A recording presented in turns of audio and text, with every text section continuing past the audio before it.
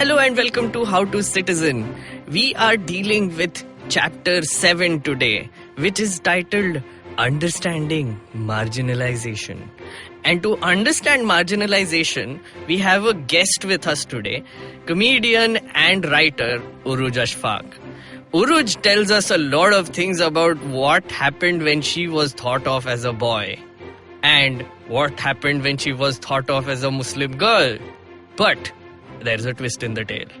We also spoke extensively about how to integrate marginalized people into society with a lot of soul-searching conversations that happened about economics and capitalism.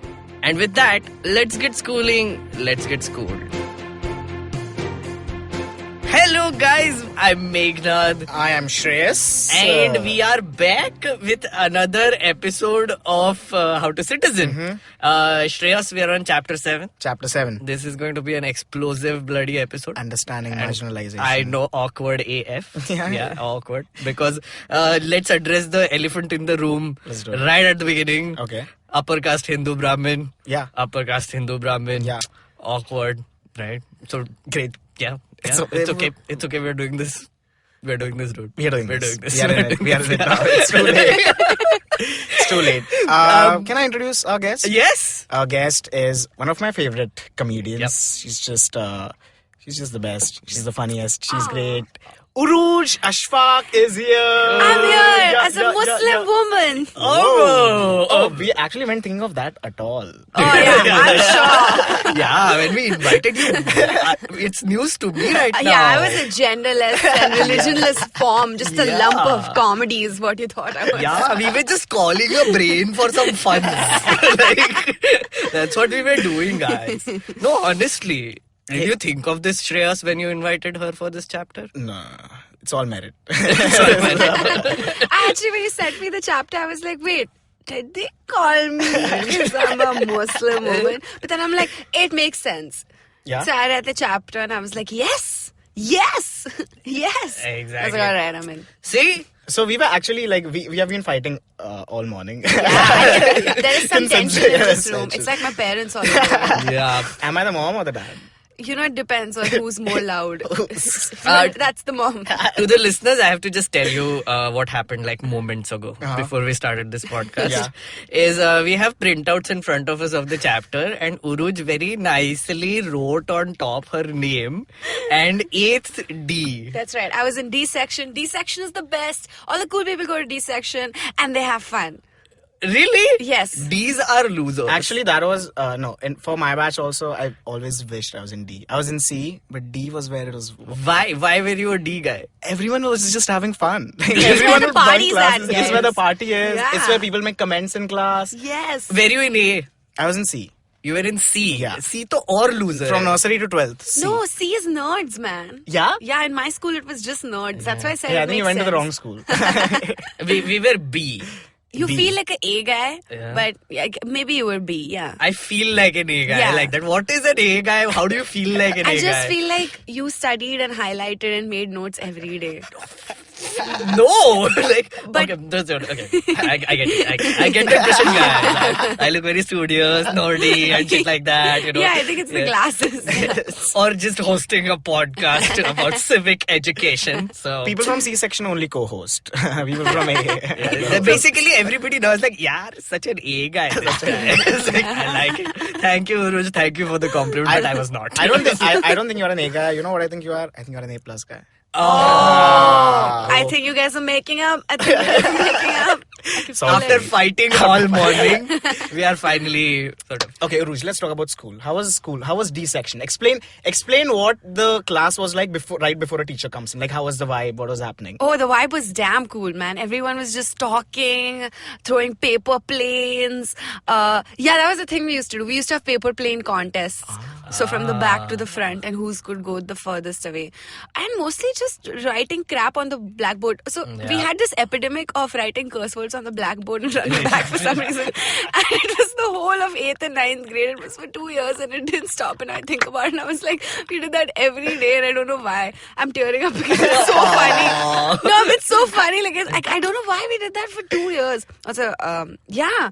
So we used to take turns, and in the end there were only 5 people left who were seeing it through to the end. I was not one of them, but it was my friends. So we were in teams, Right. It was insane. So that's basically what would happen is that before the teacher would come, we would all try to write curse words and run away.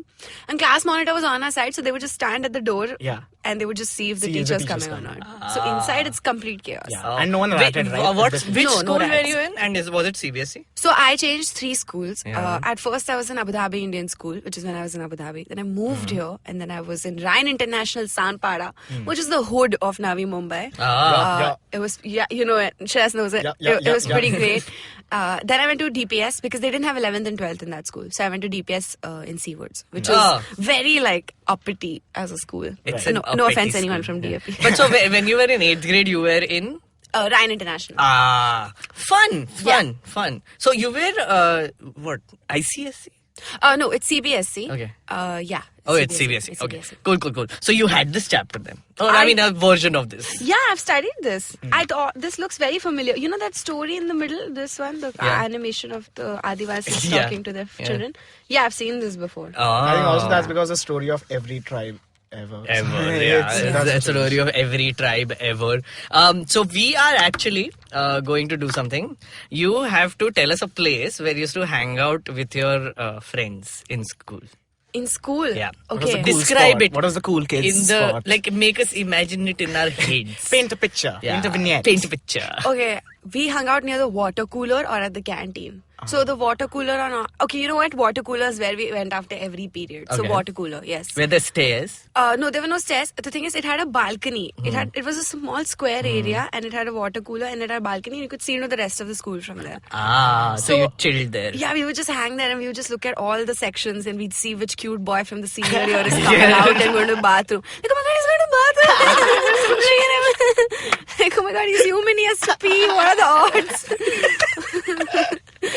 So we would just stand there and just look at people.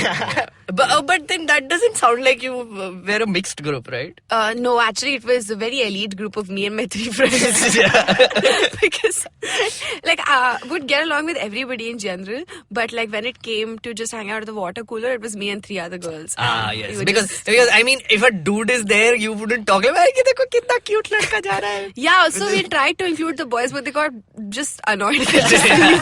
They'd be like, "This is not for us. We're gonna go throw some paper planes." Like, why are they tracking bathroom patterns of boys in the school? It's a little weird, guys. It's a little weird. Yeah, so imagine that we are standing there. We are your, elite group of friends now. Around the water cooler. Guys, you have to pick a house though. Which house are you in? Yellow, green, red, or blue? Red. Green. Okay, alright. I was also in red. Or you can give us what do I look like? If You I'm are an A guy, what am I your house No, you guy? seem like a red house. Red blue, house. Blue or red, actually. Oh, nice. So Yeah. I choose You red. also seem like a blue or red, but you chose green, so it's fine. Chose green, It's fine. Yeah. Okay, so you're a green. I'm So a basically, red is clearly the elite house because A guy in red house. You think A is elite? She just Yeah. said. It was where all the smart kids were. I see. It got dumber as you went. So I was in D, so that was like the dumbest. No, in my school, actually, B was the dumbest. Really? Yeah, I was the dumbest. Yeah, I suppose there's no real pattern. It's just Yeah. But every school did regardless. Every school did decide that one section will have the dumbest. Yeah. Acha, since we are on this topic and our subject is understanding marginalization, guys, chapter 7, right? We are talking about chapter 7, right? Which is we have a Viva tomorrow. And we're chilling and talking about it. So, what we are going to basically do is going to read through the chapter a little bit. Okay. But mostly it will be a conversation based on the chapter. right? Okay. And to the listeners, I would like to again point out that if you want to have the immersive experience of this podcast, immersive, and since this is going to be an explosive chapter, it will be explosive and immersive. Nice. You can go to the How to Citizen page on IVM Podcast, which is ivmpodcast.com/how-to-citizen. Nice. Where they can download this chapter and they can have funs with us. Nice. Yeah, and they can read it or they can, Yeah, and you guys also pick a section that you're in and pick a color of your tie. Of my tie. But isn't my tie supposed to be red because I'm a red house guy? Yours is red. The listeners can also pick one and pretend Yeah. they're with us. Listeners, you have to pick a but section. But they're the marginalized friends, so we don't talk to them. He's silent. I was just coming to that, Urooj. Thank you for giving the cue. In your school, who was marginalized? Okay, that's a good question. Yeah. I need to think a little bit about this. I feel like she's already answered the question, but she's still thinking about it. No, I'm genuinely thinking. Honestly, it's in different situations, it was different Right. people. Because there are a set of rules, and if you, supposing there are 5 rules, and if you deviate from rule number 2 in a certain situation, then you're marginalized. Okay, I'll give you an example. This is very abstract. And then it's like, what is she saying? So, for example, if you were in D section and you were smart, no, I'm not even going to say nerd. If you had your shit together in the 8th grade, congratulations, by the way, good job. But if you were a smart kid and you were paying attention, then you were marginalized during like a couple of periods, for sure. Oh. Because we're like, why are you paying attention? Why are you not letting us have fun? But you are correct in paying attention. I get that now. If you were a girl who had a boyfriend, then in 8th grade, for sure you were marginalized because slut shaming was A-OK in Ryan International at 8th grade. Very nice. Oh my god, I hope Ryan International doesn't sue me. So if you had a boyfriend, then it was from other girls where we were like, she has a boyfriend. Oh my god, this is so weird. It just really depends. If you deviate from the norm in certain situations, then... Right. But it wasn't always, like, of course we spoke to each other. It wasn't like, as you would expect, like the classical. This is interesting because this is exactly what they said in the chapter as well, right? Which we will read in a bit. But tell me who was marginalized in your school? People who were marginalized in my school, I think we covered this on the second episode also. Right. People who were studying Marathi. Like it was divided between people studying Sanskrit and people studying Marathi. So people studying Sanskrit were A, B, C, D. All fine. E and F, no one counted. No one counted them. Man. Yeah, so little marginalized. In my school, okay, so I've thought about this a lot in my life because I was not really up there on the social ladder in school. But so here's the thing, right? There was like an alpha group, which was good at everything. Right, which was like academically, sports में सब मतलब तुम उनको skates पहना दो तो twirl करके नाचेंगे. I hate them. Yeah, exactly. Those are the alphas. They were at the top, right? Some teachers pet. Teachers were like, "Oh my God, मेरा ही बच्चा होता तो कितना अच्छा होता." Captain, prefect, everything. They adopt them. Yeah. Then there is a B, sort of like a beta version. Alpha के बाद जो भी आता है, beta. Yeah. So that is correct. Yes. They were good at one thing. Yeah. So either they're good at sports or academically, or कोई competition जीत लिया गाने का, whatever. So उनको भाव मिलता था. Like, socially accepted थे. Then there was like another grade which were just naughty. With the C class, the one below that was just naughty. So they got all the attention as well, by the way, because of the fact that they were naughty. True. Right? मतलब पीछे बैठ के चौक फेंक के मारेंगे. Yeah. Right? Whatever it is, or the paper planes. Yeah, socks, the teachers hate that kid, but at least he's noticed. Yeah. Yeah. There was a class below that, right? So I'll ask this question to both of you. Do you remember in your school there were these certain people whose faces you don't remember anymore? Like they're just like ghosts. It's like, यार नाम था कोई था मेरे class में शायद.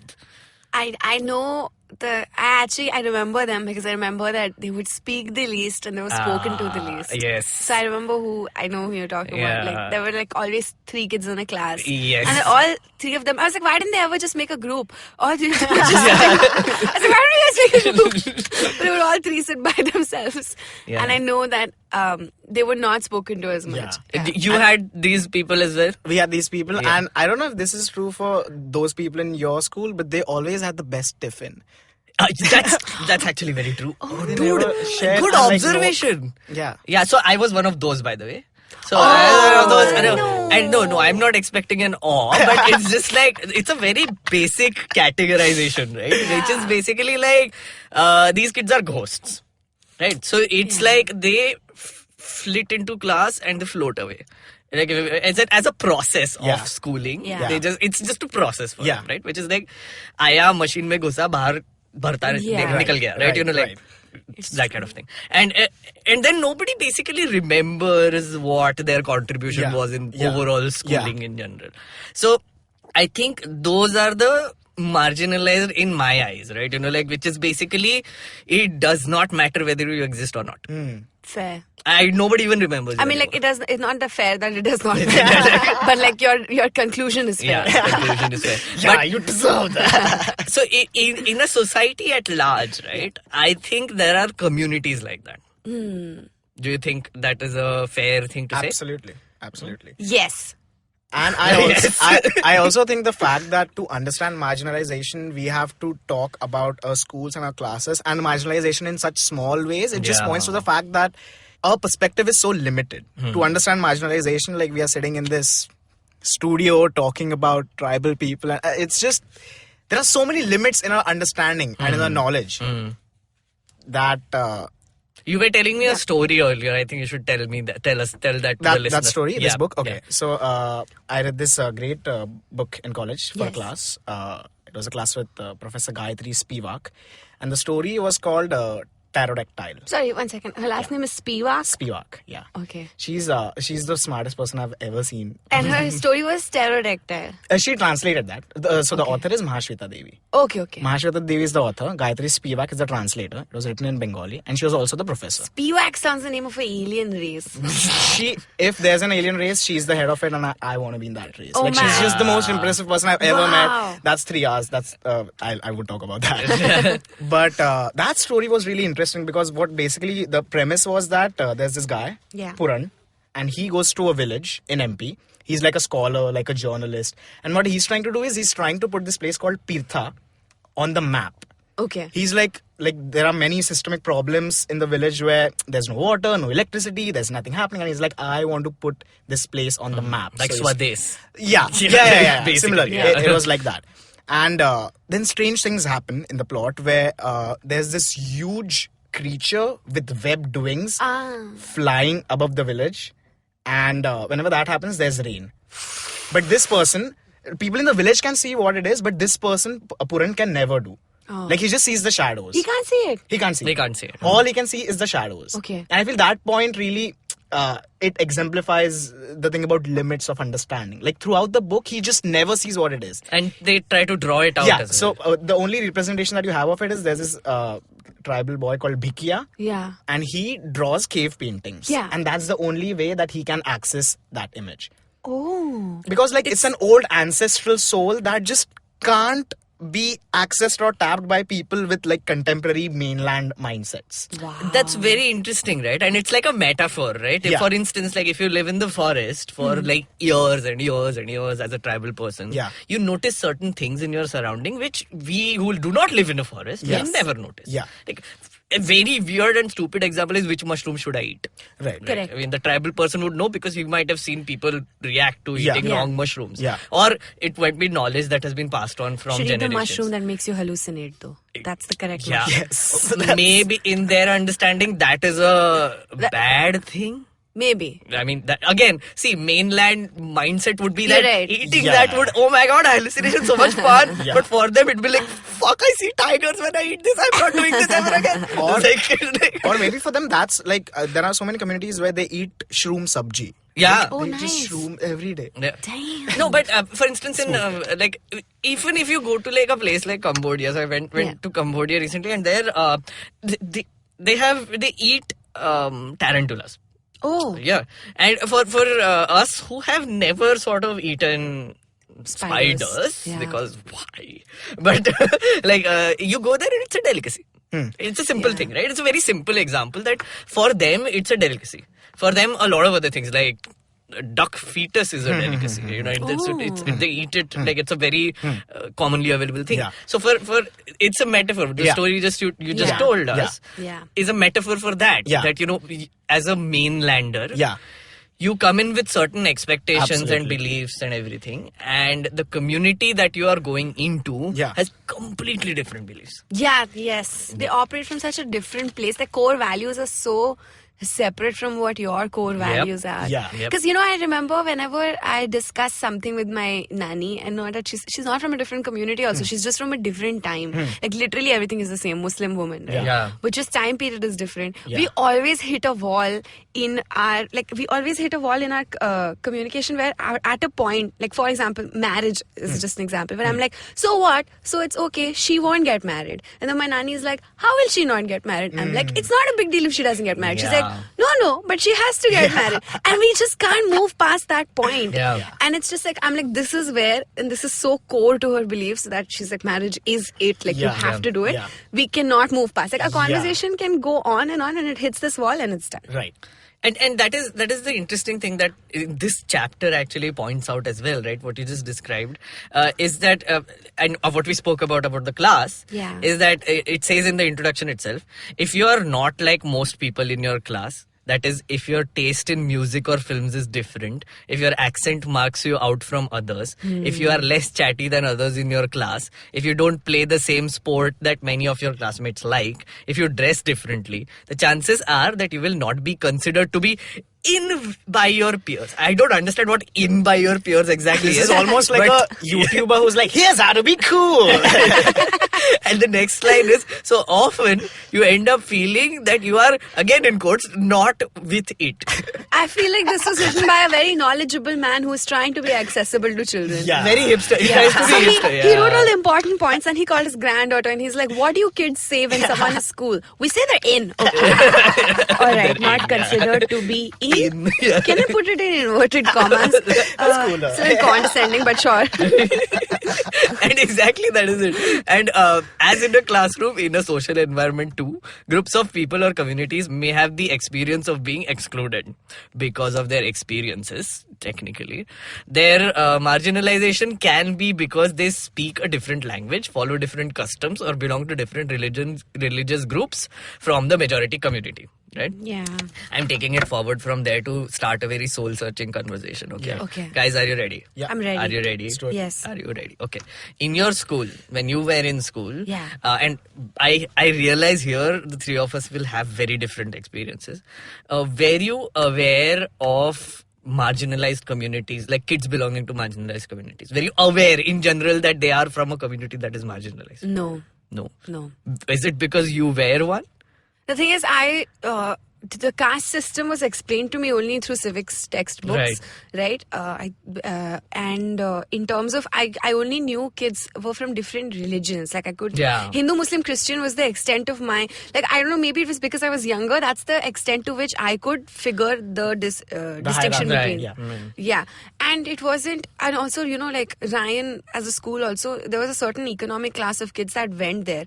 So we were of different religions, but we existed within the same privileged bracket. Right. So usme bhi distinction is a little harder in terms of, because monetarily we're all at the same level there. Yeah. You know? Yeah. So it was just like, oh, you're a Muslim, you're a Hindu. And that is the kind of cushioned life I lived, unfortunately. And this is just how, that is the school my parents chose to put me into. Yeah. So that is the extent to which I was Shreyas, were you aware? I wasn't conscious of it, but now that I think about it, it definitely permeated itself in things. Right. I think that's the thing, right? Like, I remember being in school and being like, everyone was so self-congratulatory about the fact that, oh, we don't care about religion, oh, we don't care about caste, everyone's the same. But it's not like, as someone who's on top of that, you can't say that. Like, that's in bad faith. If you are saying that, of course you want to efface the differences if you are on top. Right. You know? It's like they say, right? Giving up your identity is a privilege.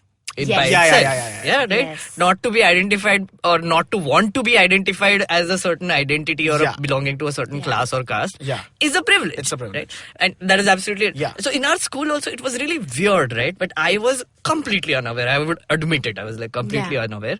For the simple fact, one simple example, in 10th boards, the SC, ST and OBC kids, their fees were waived off, if you remember, right? Their board fees were waived off. Yes. Now, the way they were waived off is obviously they had to show their caste certificates. Yep. Right?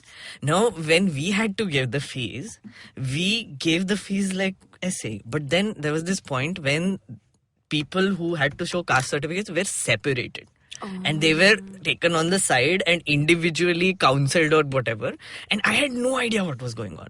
Nobody had an idea what was going Yeah. on, right? Why have they been separated? Why have they been called forward with the teacher? What are they showing her, etc., Yeah. right? And for me, it was like it's something to be embarrassed about. I don't know, like maybe as I think back, it was like, was it something to be embarrassed about, right?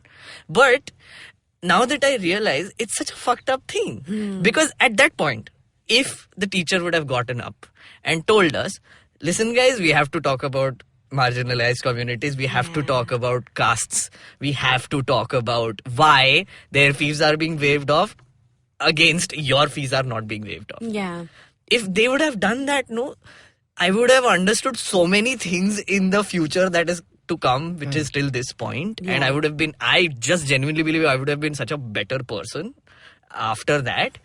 Because, otherwise the privilege just keeps you in this nice little bubble. Yeah. Like kya community, kya caste, main to kuch nahi hai. It also feels shameful because adults around you are treating it like in a hush-hush way. Yeah. It's like, oh, we can't talk about it. Yeah. You're like, what? Did everyone get their period? What's happening?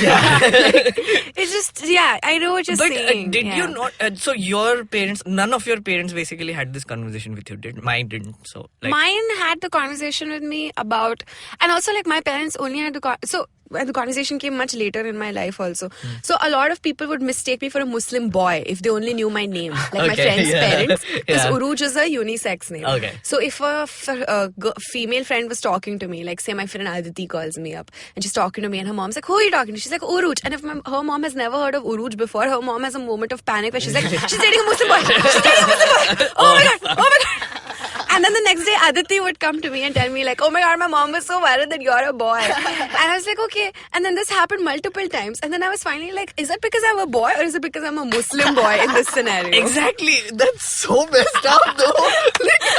So I was like, oh, it's because I'm a Muslim. And this has happened to me till date. Like the last it happened to me was I was in college, and which is just 2 years ago. And Holy shit. yeah, and my friend's mom was like, oh, I thought you were a boy. Like I went to their house and I was like, auntie, I'm still a Muslim. Like, that hasn't, my gender hasn't. I could very well be a lesbian. I don't know why you're not. You're not thinking of all the scenarios.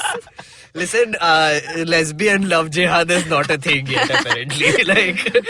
No, but again, this is also feeding into, I'm sorry I'm saying this, but love jihad, this whole weird concept that is so mainstream now, or even on WhatsApp. Wait. On WhatsApp. Love jihad doesn't exist. It does it's not just a exist. narrative. On peddled WhatsApp, by- it's a narrative. Yeah. Let's Yeah. clear that out. Yeah. It just, what you just described, it just feeds into it. Yeah. Right, I mean, Yes. that is essentially the thing. Yes. Oh my god, Muslim boy, trapping my, innocent girl. Uski to koi agency hai nahi. Also, but I realized because I prodded and poked it and I was like, what is it about? It's not, their mind always doesn't go to love jihad. It's not like, oh, she's going to become a Yeah, terrorist. yeah. It's usually that there is a widespread belief that Muslim men do not offer as much freedom to Yeah, women. yeah. And I'm like, there is some truth to that in terms of, because I know different religions have different degrees of freedom that they can operate within, right? So I know Muslims are also not as free as the other communities in terms of integrating into the society now and doing things and being free, because you can say that they're following their religion and these are their values, and that's what the parents assume. They're like, this is their religion, these are their values, we can't ask them to change, but they will ask you to change. Right. So that is also their fear. Yeah, so they're like, please no Muslim boy, because he will not let you do anything after marriage. That is the fear, is what I've realized. Right. But if that is not the case, then I feel, because my Mama Ji is Muslim, because he's my Mama Ji. No shit. Yeah, so he's Muslim. And he recently got married to a Tamilian, and she's Hindu. So that was her parents' main fear when they came to our house, and they were like, can she work after marriage? I'm in my shorts and my mom's like, please look at this. She's like, she can do whatever she wants. And, okay, so speaking of that, there is a very interesting example they have given, which I will basically read out, about the Sachar committee, right? Because there is a whole section on minorities and Muslims here, right? But there is one particular thing which I would like to read out. So the Sachar committee, basically it's on page 91, right? Which is basically, it's a small inset, right? Which is talking about beliefs of people. Which is basically the Sachar committee report also debunked other prevalent myths about Muslims. it is commonly believed that Muslims prefer to send their children to madrasas. The figure shows that only 4% of Muslim children are in madrasas, whereas 66% attend government schools and 30% attend private schools. Right? So the stereotype which you were talking about is based on this. Oh, their kids went to madrasas. Yeah. They have like a different belief system. Yeah. It's all this otherization, right? You know, which is essentially what you were describing, right? In a very simple way with your own lived experiences, right? The thought that they send you to madrasas is that you are very by the book of the Quran, and the Quran was written in a very different time. Yeah. So I feel, because I don't actively practice Islam also, so my views are also very like rebellious in this way. But I also feel a lot of it doesn't apply now. But just when you think someone goes to the madrasa, you assume that they are very by the book and they're following every single code of the letter, you know, every single thing that's prescribed by the Quran. Yeah. So we will take a short break here. Nice. And we will be back and we will get into the chapter more deeply, and we will talk about tribals as well. Right? Okay. Because we skipped a section because of, you know, where our conversation went, but we will come back to that section. Did we marginalize that topic in our podcast also? Oh my God. Damn it. Let's be back after this break. Let's go have some margarine. Yeah.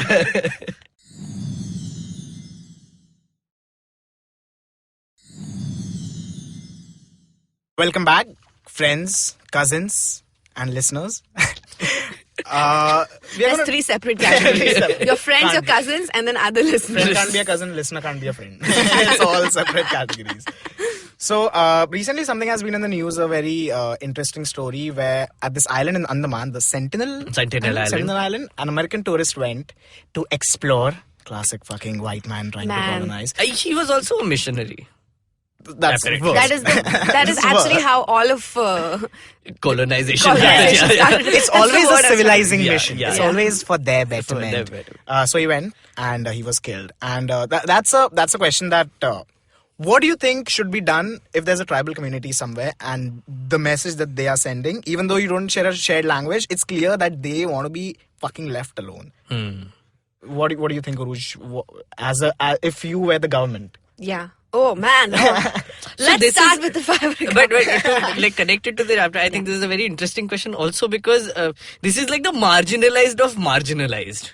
You know, which is basically they are so marginalized that they're not even aware of civilization. Yeah. Right. I mean, because it's an important distinction there, right? Where a civilization marginalizes someone. Yeah. Because they, have certain class, certain caste, certain habits or certain, things that the mainstream doesn't understand. Yeah. Right. And this is a even more marginalized version of it where they are so marginalized that they don't even understand civilization. Right. Like they exist outside of the civilization, right? Yes. So if there's a pie chart of majority, minority, they're not even in They're the not pie in the chart. minor, yeah. So the word for that this philosopher called Gramsci came up with is subaltern, where they are just not in the same space as you are. Yeah. They are not in the same. Yeah. Forget page. They're not even on the same book. They're not even in the same room. Yeah. It's in a different town. Yeah. Somewhere. So what do you think, Urooj? Should they be included in civilization? You know, if everyone's going to listen to me, then I'll tell you why I think. No, here's the thing. I feel because my first instinct is that if a group of people is asking to be left alone, I feel like then why wouldn't you respect that, right? Yes. I just be like, then leave them alone. Let them do their thing. Now, the thing is, I haven't sat down and thought about the negatives of this. So, hey, you're the government. You should. Oh man, it's very hard. I quit.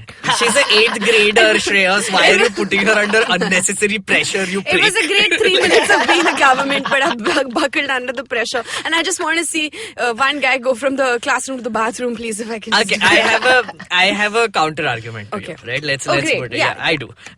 Basically, okay. So one simple question to you would be: do you think civilization has helped humanity in general? You know, I have never existed outside of civilization. So for me, I'm like, this is great because I don't know if everyone you know has been a part of civilization. Exactly. So for me, I'm just like, this is the norm. If I had been around in the time where, we were just starting to become an agricultural society and settling down, then maybe I could be like, no, I have come to this podcast from the past to tell you that it's actually worse now. No, but because has civilization helped humanity? Yeah, because I have no other experience. So for me, I'm like... So from speaking from pure statistical point of view, Okay. Our lifespans are longer. Yes. We have better healthcare. Okay. We are living in the most peaceful time in human history. Basically, war deaths are Right. at an all-time low. That's true. Disease has been is getting eradicated. Like whole diseases are getting eradicated. So technically, just by quality of life Yeah. / lifespan, Yeah. civilization has enabled this. Okay. True. Right? So, technically, if you think about it, that a person who has been isolated from civilization has a lower lifespan. Right. Right? Technically. Because diseases and, there are so many other complicated Yeah. factors that are happening there. Yeah. You don't understand their culture, neither they do they understand your culture, right? Right. But purely from a quality of life perspective, I believe civilization has helped humanity, right? So then the question comes, if you're saying that humanity has been benefited by civilization, why shouldn't they be included in civilization? They should be given the option, right? But if they don't want to take it, because it sounds like when your parents say, why wouldn't you just do this? Right. Your Yeah. life would be so much easier if you Right. just did this. And you're like, but that other thing makes me happy. Yeah. And they're Yeah. like, no, but This is the right way. answer. Yeah. Just do. And the parents would be, but you don't even know what this feels like. So how do you even know? How have you Yeah. made your opinion Yeah. already? Yeah. Sorry, Shreyas, yeah. I just think that it's difficult when you're talking about concepts like quality of life because mainlanders, non-tribal people have. Mainlanders. It's just such a different parameter. Like Yeah. we just have such a different parameter for quality of life. Like Right. what's our quality of life? We want fucking internet connection, water connection, electricity, or I don't. But just like it. Yes, that is quality of life, Shreyas. But that's true for, Yeah, for us. Yeah, Yeah, for for us. us. For us. But also, like, most people I know, including myself, are on and off depressed. So it's like I live longer, but how much of it is good? Like, because you're talking about quality of life, the same things that make us happy are also Yeah. the same things that really massively bring us down. Like Yeah. the Right, internet, for right, example. right. Okay, here's a question: would you rather live a Away longer from life civilization? as a depressed person in civilization, or would you live for 35 years as a hunter-gatherer who just has a blast? You know, because I'm sick. I'm sick now. The civilization has the internet is in my It's in, soul. it's in. I'm gonna choose the first option. You're I infected. want to live longer and be sad. Like this is the problem. This is my plight. This is who I have become. I want the internet. I We want are- to check my phone right now. Yeah, we are basically on a soul exploration, like sort of situation. What right about now. you guys? What would you both choose?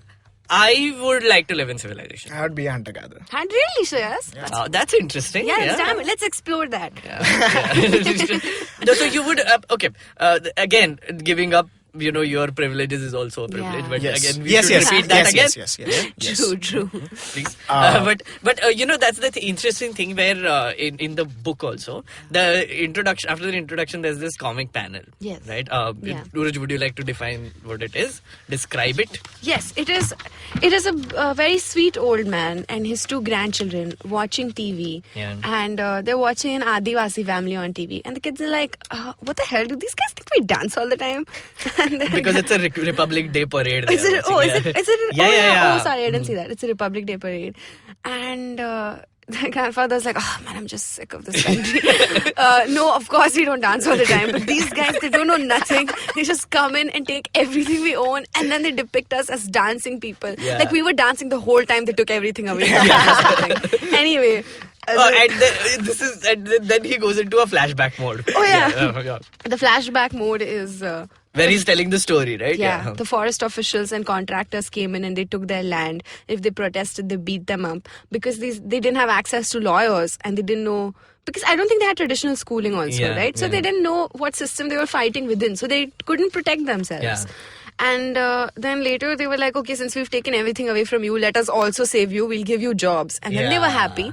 Except they didn't do that also. Yeah. So basically it was really shitty. And then his son moved to Delhi. And it was a very difficult time for them because they had to adjust to a whole other way of life. I can imagine from moving Yeah. from a forest or from even a suburban area to a city is so hard. So Yeah, you can imagine if you live Like, in a for forest. instance, she says, but now we have friends. I have, where she said, Oh, yeah. I hated going back to school. We had missed so much of our studies and other children made fun of us. We spoke Santhali at home and did not know Hindi. And then the other daughter says that. But now we have friends and I can even speak some English now. Yeah. And that is essentially the interesting point of this whole comic book, which actually connects to the question we just asked, right? For them it turned out to be a shit idea to be part of civilization. I mean, like the way the grandfather is describing it, that अरे हमारे land के नीचे iron ore था, तो contractor लोग आ गए, industry आ गया, उन्होंने हमारा लैंड ले लिया, and they basically made us homeless. We had to go to the village. My dad, your father, your parents had a very bad time getting a job, and you're the third generation which is sort of adjusting to civilization, or has been technically forced to adjust to civilization, if you look at the story. Yeah, they've been forced to make the best of a worst situation. So I think with integration into civilization, this is inevitable. The violence of it, the forceful nature of it, because they're saying no. They don't want anything to do with you, and they might have their own problems in their society, but they definitely don't want us. Also, it's a fucked up, right? Like, because in case of, say, for instance, the Andaman Island, the Sentinel Island, right? Yes.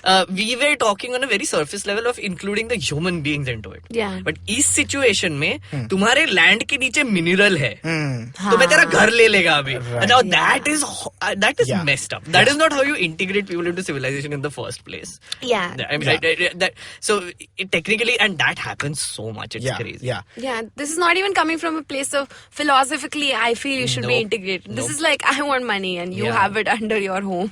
And it's such a woke book, I must say. This book. Oh, It's such a woke book because they start by dissing the Republic Day parade. Yeah. कि ये देखो ये society ने हमको ऐसे stereotype किया है. And that is where the conversation starts. Right. And I think that's a great way to begin this conversation. कि हमको stereotype करते हैं, but actually our shared reality is different from what they're showing. Yeah. One point I wanted to make about the iron ore minerals thing.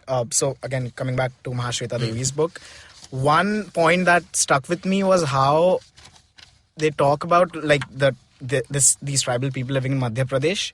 They have no word for exploitation, for corruption, for profit. Oh. So they actually have no idea what's happening. Like they don't have a concept of money, man. Yeah, have you guys heard of Malana, by the way? Mal? I'm so sorry that was my first. Yes, that is exactly it. Those are the associations I make, listeners of this podcast. Yes, exactly. That is the space, that is the place. But have you ever been there? No, never. You have been there? No. Are you sure, Shreyas? That was a pause. I've been there, guys. I'm admitting it, I've been there. So basically, when I went there, it's such a bizarre place because it is an isolated tribe. Right, it's a community of people which have their own rules, which have their own parliament, their own laws. Wow. The police are not supposed to enter their village. Nice. Right, and they just have their own language, their own script, or everything is different, right? And you're not allowed to touch their buildings. You are not allowed to talk to their people. Okay. You have to go through this cement path which just leads up to the upper part of the village, where there are a few restaurants where you can chill. Like basically that. Now in this case, right, it's an isolated tribe of people which are aware of civilization. Right. Because tourists are going all the time, right? Like coming and going, they see them, they see what they wear, the cameras, everything they're aware. Plus the people from the village also go to like Kasol, etc. for trade and trade. But they like wink. But you understand, right? Like here, they're making an active choice not to be a part of it. Yeah, but also, you know what? That's the thing also. If you exist within this community, you could be one kid who doesn't want to be a part of it. But because you don't know any other way to break out of it, you might exist within that tribe for the rest of your life. Yeah. Like, at any time, I feel that's why this question really like blows my mind. Is that how can you make sure the world is fair to everyone all the time? It's just like, because this entire tribe could as a whole seem like they're actively choosing not to be a part of the of civilization, and they're aware of it and they do interact with it, but there could be enough people in it that want to be a part of it, and there could be enough people who don't want to be a part of it. Also, since we have so little information about them, what we describe as gender discrimination or violence and basic abuse, human rights, human rights, they probably could not have it or have it. We have no idea because we have so little information. But then what do we do about it? What do we do about. Like, for instance, what he said, right? Like, concepts like government corruption will not exist if there is no government. I mean, like, there might be tribes where there is no government. They just live as a tribe. There is a democratic way of functioning for them. I mean, it might be a completely different system. For instance, right, I've worked with MPs, and I've had this conversation with MPs a lot about what comes after democracy. Ooh. Because, for instance, like, we were a feudal society. There was a monarchy, there was everything. And now there are shifts happening where most of the countries around the world are democratic in nature. They have a elected parliament, they have universal suffrage, they basically have laws and rules, constitutions, everything, and like our structure, right? What comes after that, though? Does it stop here? Is democracy the ideal way to live? If it is, it's not working then. Yeah, it's not. That's Hopefully true. it's like the precursor to a system that works. Essentially that, right? Yeah. So maybe, you do not know this, maybe the people of Malana have figured it out. They probably have. Yeah. I buy that. And they are like, and they're like, we are superior guys. Just fuck off. That's possible. Maybe they're like, you are gonna just ruin it if we include more people in this Exactly. system. They're like, civilization is shit because we are better off. We have figured it out. But I have a question. If a community doesn't have a word for exploitation, does that necessarily mean that exploitation doesn't exist, or that they haven't defined it and it's their way of life? Right? Because Right. for me also, like, growing up, gender discrimination was not because the thing is, my parents are a anomaly because they're very progressive and chill, but at least within my larger family, if girls and boys were treated differently, I was always like, okay, maybe this is how they do it in their house, so it's fine. Right. And it's okay, this is how it works sometimes when we go to our cousin's house, But then when I grew up, I was like, oh no, that's gender discrimination. I just didn't know the word for it, but it was happening. So it's the same That's thing important. about Yeah. the caste certificates, right? I didn't know that was happening. Yeah. Right? I Yeah. didn't know. I mean, it was not technically discrimination. It was actually upliftment because they belong to like a class. Yeah. But for me, even that didn't exist. Yeah. I mean, it goes either way. But that's my point, right? Like, and you're absolutely right when you're saying that, that if you have no word for exploitation, does it not exist? Actually now, when I started with saying that if someone asks you to leave them alone, why wouldn't you? And now Now I'm like you're talking. changing your opinion. Exactly. But I still don't know, like, what Yeah. is the correct, because in my head I'm like, what if there are women there who are not treated well on that Absolutely. island? Absolutely. I'd like to help them, but then I'm like, who am I to decide to help them? Who gave me that The power? government. We did. We made Yeah, it I'm the government. Yes. And it's the same logic. It's very weird, but again, same logic is applied to religious institutions, right? Like Haji Ali Dargah, Sabrimala, both examples where women were not allowed to enter. Now we went to court, we fought off saying that, guys, this is discrimination. Screw you. Women need to go in. Yeah. Now court said, but now the religious communities are like, who are you to tell us how we run our house or how we run our religion? Isn't that Right. See what you're saying. Yeah. But actually, that's the thing also.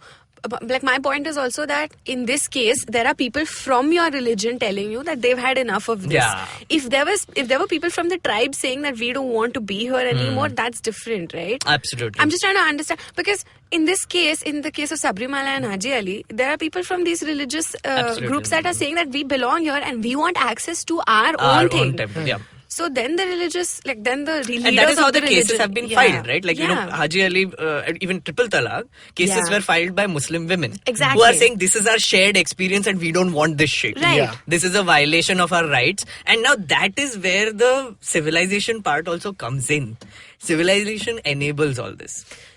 Yeah, right. Like, for instance, if you are being discriminated against, you are aware of your rights, then you can fight to get them. Yeah, that's There true. are processes which help you fight them and get them. In a democracy, what comes later is a different thing. Yeah. But if you are being exploited, if you know your life is shit, if you see other people around you living a better life, you're like, I can get that. Yeah. I will fight for it. Yeah, at least there is the scope to fight for it. Yes. Like, at least that option is there. Yes. You might not always get it, and it might not work out the way you want to, because that's and that- corruption and exploitation. Also, We and have that those. leads to armed revolutions also, like by Naxals and, tribal people who have turned Yeah. into Naxals. They are always like, that has happened because they have a disbelief of the system. Yeah. Yeah. They don't believe that the structures which we use, for instance, Muslim women have used to get rid of triple talaq. Yeah. Yeah. They believe that will never help them. Yeah. And the only way to fight it is by an armed revolution. Yeah. Yeah, and it's very interesting because this all plays into this whole general narrative of urban Naxals.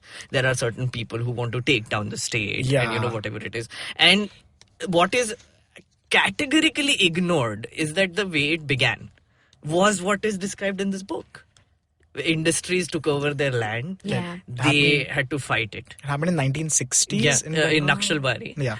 And that is essentially the core of the problem there, right? Yeah. Which is capitalism, I guess. Yeah. I mean, like, in this case, particular case. Okay, I have a question. Do you sympathize with an armed revolution at all? For people in the forest, people living whose lives have just been eroded, destroyed, everything is gone.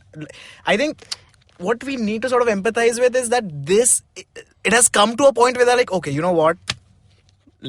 I don't empathize it. I will never support it. I will never say that it's the right path they took. Right, which is an armed revolution is never an answer, period. Like, when it comes to like, give me what I want or I'll kill you.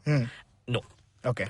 I mean, I understand the system might have failed you. I understand that, you feel that the system is not working out. Yeah. But from, like, say, for instance, from a majority perspective, which is like looking at this from top down. Yeah. It is that, where, this minority is leading an armed revolution. Yeah. Which is trying to say that your system is not working for us, so fuck you. Right? Yeah. From a majoritarian perspective, I think it's always a question of talking to them. Okay. And I know people will say, "You're talking never works," Yeah. and इनको तो खत्म ही कर देना चाहिए, Yeah. and whatever. So we are basically doing what? Yeah. It's the same thing. It's the same thing. Yeah. Like they are leading an armed revolution which kills people, and the solution here is you kill them instead. Right. That is never the answer, right? I don't know what the answer is, but do you think in issues like these, a majoritarian perspective or like a hegemonic perspective is not we should go by? Because that's also the reason that they have been marginalized so much, right? Because the hegemony has been allowed to grow and they have been allowed to be pushed off beyond margins. Yeah. No, I was thinking about it. I was like, I understand when someone is cornered into a position of where they have to just fight. Yeah. Like, they have to take up an armed revolution, they have to start one and they have to fight. And for them, they're like, there's no other option to protect my livelihood and my way of living than to kill people. Right. But I'm also like, at what point does that devolve from now? Because like, this is a very dumb example, but sometimes I take a position in a fight, and now I've taken that position for so long and so loudly that even if I want to change my opinion or if I want to try a different way, I'm not able to because I've set up the standard. Right. So my point is, at what point does this fighting stop? Because you need to stop killing at some point, and because if you are fighting for something, then what are you fighting for? Where are you taking this? Are you taking this somewhere constructive, or now are you just fighting? It's also a question of patience, right?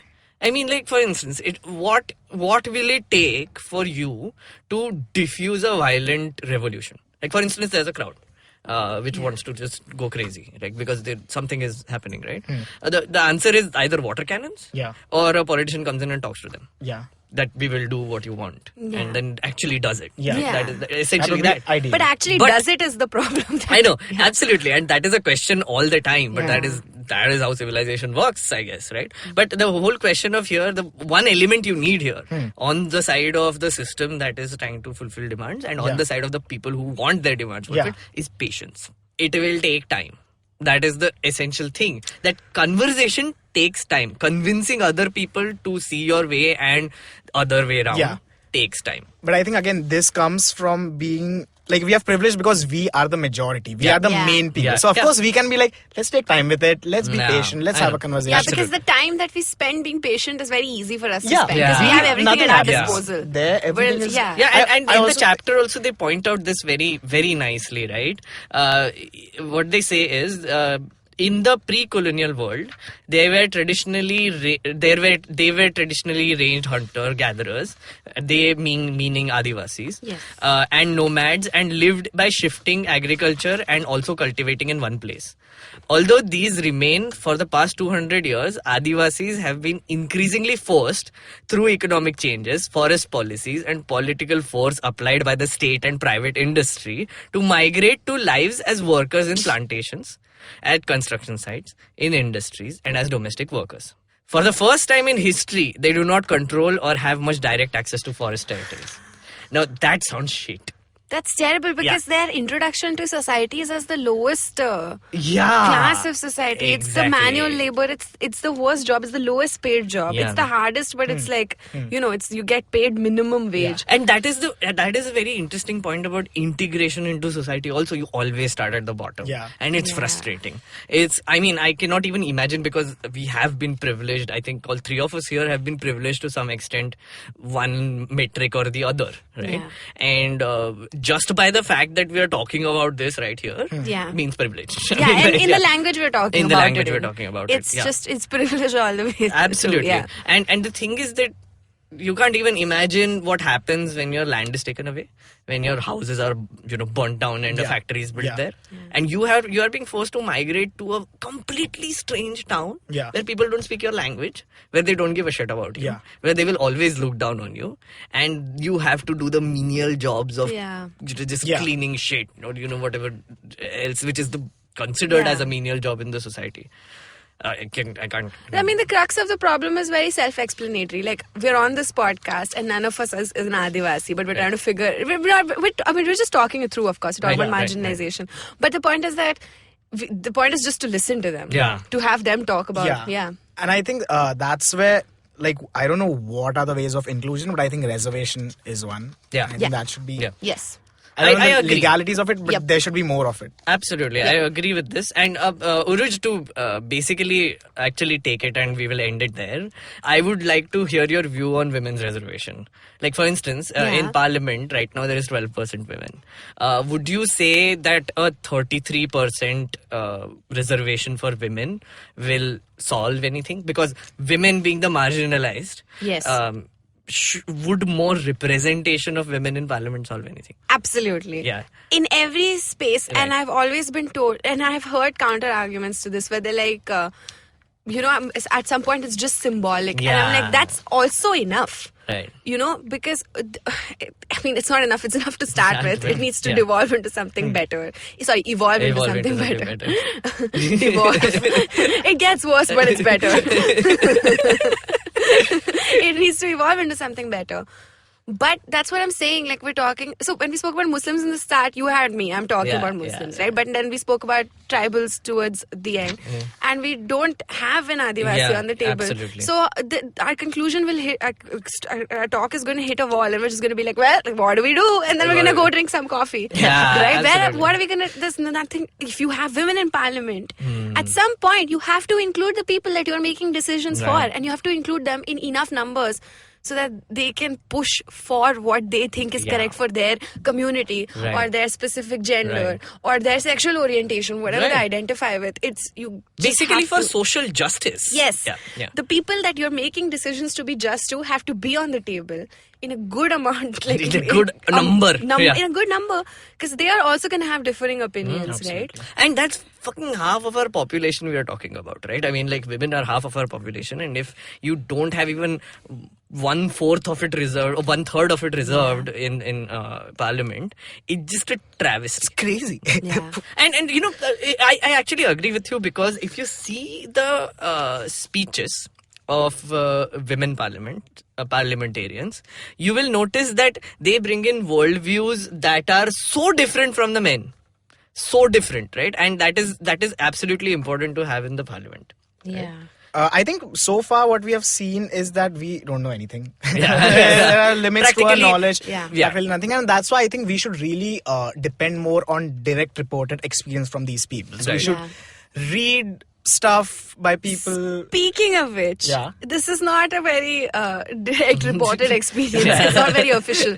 But my first insight, apart from the Muslim boy boyfriend thing, which was my name, was also about daily conversations that people have about marginalized communities. Right. Okay, so I took an Uber, right, from Bandra to Kharghar. And for people listening who don't live in Bombay, Kharghar is in Navi Mumbai, which everyone likes to correct and say is not Bombay, right? So I have to do this thing where I have to call an Uber driver and I have to confess that we're going to Kharghar at night.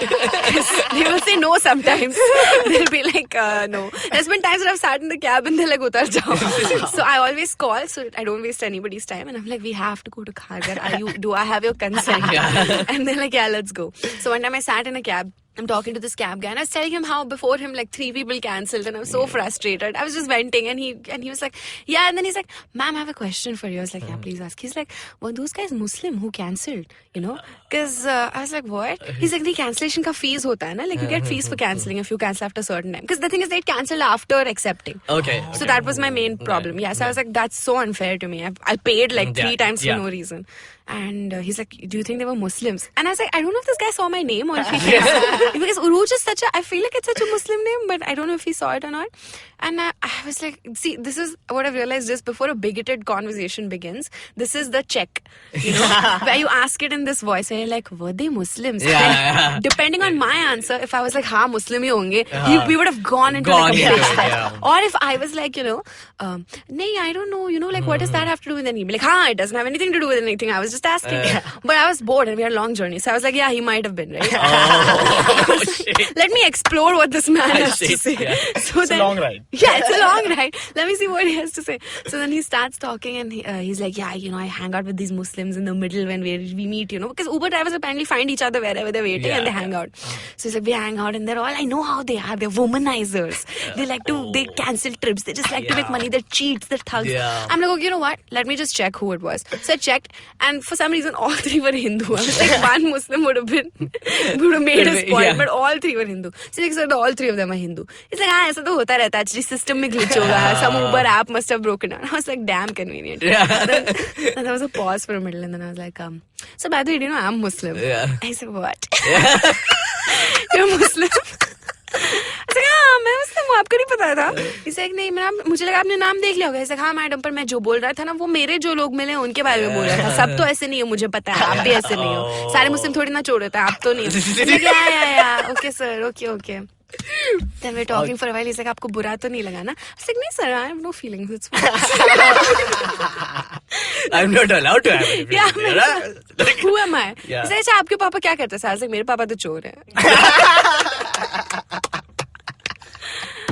Dude, that's a fucking insane story. My God. Look, like experiences like these only happen when you have shared experiences. Exactly. Yeah. So that Identity-based shared experience. Exactly. And that's what I was thinking. I was like, I don't know the true unfiltered conversations that Hindus have about Muslims. Yeah. And that was my first insight into it. And Urooj, this is so interesting because as a comedian, I love how you guys can use this to create humor. For instance, like if you would have told me this story in an angry, ranty way, it's like, ये क्या चुतिया लोग हैं साले, मतलब ये हमको ऐसे treat करते, etc. I would have been like, चुप रहो. But when you're telling me these things like this as a story, and it's such an obvious point that what you had gone through was embarrassing. You were put down. Yeah. Like your community was put down and it was terrifying. Like it's terrible, no? Like when a bigot is driving your car and you know, like they're talking bad shit about your community. It's you are looking at it from a perspective of, long ride hai, chalo, let's see his bigotry. See where it goes. Yeah.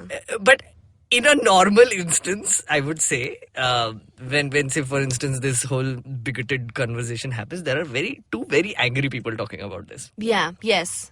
Yeah. And that is the important point here, right? Where apart from what you said about reading about more shared experiences, reading about the marginalized community, or from the perspective of marginalized communities, that is very important. But when you talk about it, try not to be angry. Yeah. I know but also like that's also a little. That's tone policing. I don't think. No, but that's my thing. Like if you get into fights all the time, and you're not, because the first step of even trying to understand the marginalized is always to have a conversation, and I'm including reading. Yeah. Right. Yeah. Like this person, if you tell him to read a Urdu poetry book, he will never do it. Yeah, for sure. Right? I feel like the point is that if you want a conversation to be constructive, then anger will not take you, like you'll hit a wall after some point. But like if you want to be angry and just shout at people, go for it. Yeah, go for it. Just go for it. I didn't mean it in a tone policing way. No, of course. I think what you were trying to say is that it can only be constructive if... yes. Constructive if we are talking. Constructive. Not screaming. Let's talk. Not screaming. Not be Arnab Goswami all the time. Not create conflict like WWE on TV. I don't have any problems with you saying let's not be Arnab Goswami. I agree. We have found a common ground. I think we have found a common ground, guys. This was a very productive conversation. Urooj, did you have fun? I had a great time, guys. And was it like a cathartic experience also? Because for me, honestly, it was. It was like I've been wanting to talk about this for a while in a way that, you know, I have people who understand around me. Because these are chances you don't get these days. You realize that where three people are having a nice conversation about marginalization. And that is important. Nice. But now I think we should end this by scoring her. Yeah. I didn't know you guys were scoring me. I would have dressed better. Surprise! I wore like pajamas and came. The thing is, we were teachers all the time. Oh my god. We were camouflaged as students and you didn't even notice. Guys, I didn't even wear like tie or like comb my hair. Hey, they don't know it. Yeah, I was like, this is a podcast. So Shreyas, would you like to give her some marks? Yes. Urooj, after carefully looking at your performance, I'm crunching some numbers. You are literally just writing gibberish. No, I think you can't read. This is my language. Wow. Okay? It is a bunch, just for listeners, he's making dots on a paper. She's lying. These are calculations. I'm using a graphing calculator. And Urooj, the answer is you get as many points as the average between what you gave your Uber driver on the app and what your Uber driver gave you. The average of that is your score. Oh my god. Wow. So it was like a 4 or a 3, I suppose. Yeah. Yeah, that's not bad. But if it was a 3, it was a 3 on 3. Like not out of 5. Aww. So I got full marks. Full marks. Woo. Full marks. I am going to score you. Have you seen those ads where, you know, those Dettol ads where, you know, they show like people washing hands? Yes. Yeah. And the percentage that they show? Yes. That is your score. 99%. 99.99%. Oh my god, guys. Yes. Wow. Yeah. I can finally go to A section and be like, hey guys, look at my score. I'm as smart as you, but I'm also fun. And that is all because you called your, you know, alleged teacher A grader. Because of the way I behaved. Look, I love that. I love it. I love the stereotyping when it makes me look good. Yeah. Okay. Urooj, quickly, do you want to tell people where to follow you in case they aren't already, which you should? Okay, guys, you can follow me on Twitter at RogueAF. That's my Twitter handle, and on Instagram at Urooj Ashfaq, where it's very superficial on my Instagram. There's nothing there, just my face. Anyway, you know about my gigs. I do a lot of stand-up. So if you think I'm funny, please come. Thank you. Yes. Yes. Shreyas? You can follow me on Instagram at Shreyas_Manohar. Only one ad, not two ads. Sorry, at Shreyas_Manohar. And on Twitter at Very Shreyas. You can follow me on Twitter at Meghnad and on Instagram as at Meghnad S. And also, please follow IVM Podcast at IVM Podcast on Twitter and Instagram. Please follow them. And we have some good news. Should we tell them? We were trending on the Apple podcast list. This podcast was number 1. So, Urooj, you have come at a very opportune time in our lives. Excited. But thank you guys. We are going to end it at that. And thank you so much for listening. Please keep listening. Please get schooled and keep schooling people, I guess. Yay! Yes. Now that we have understood marginalization, in the next episode, we shall confront it with none other than director, producer and showrunner, Joel Pereira. Please tune in next week on Tuesday at 6 a.m.